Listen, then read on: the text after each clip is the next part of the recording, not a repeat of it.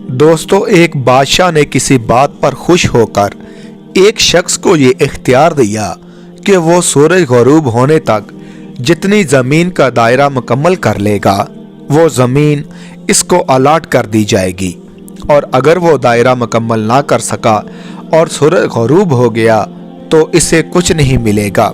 ये सुनकर वो शख्स चल पड़ा।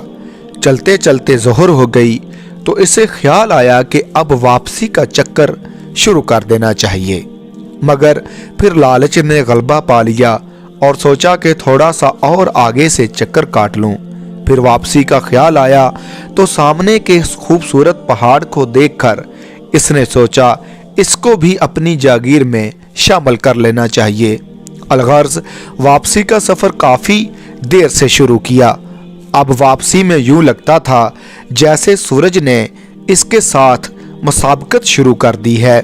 वो जितना तेज चलता पता चलता सूरज भी इतना जल्दी ढल रहा है। असर के बाद तो सूरज ढलने की बजाय लगता था पिघलना शुरू हो गया है। वो शख्स दौड़ना शुरू हो गया क्योंकि इसे सब कुछ हाथ से जाता नजर आ रहा था। अब वो अपनी लालच को कोस रहा था, मगर बहुत देर हो चुकी थी।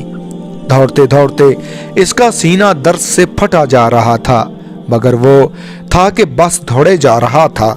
आखिर सूरज गरूब हुआ तो इस शख्स वो इस तरह गिरा कि इसका सर इसके स्टार्टिंग पॉइंट को छू रहा था और पांव वापसी के दायरे को मुकम्मल कर रहे थे। यूं इसकी लाश ने दायरा मुकम्मल कर दिया।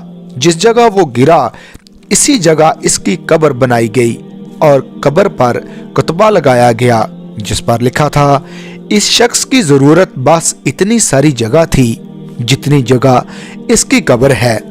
अल्लाह पाक ने भी इसी तरफ इशारा किया है, वल अस्र इन्नल इंसान लफी खुस्र। आज हमारे दायरे भी बहुत बड़े हो गए हैं। चलिए वापसी की सोचते हैं।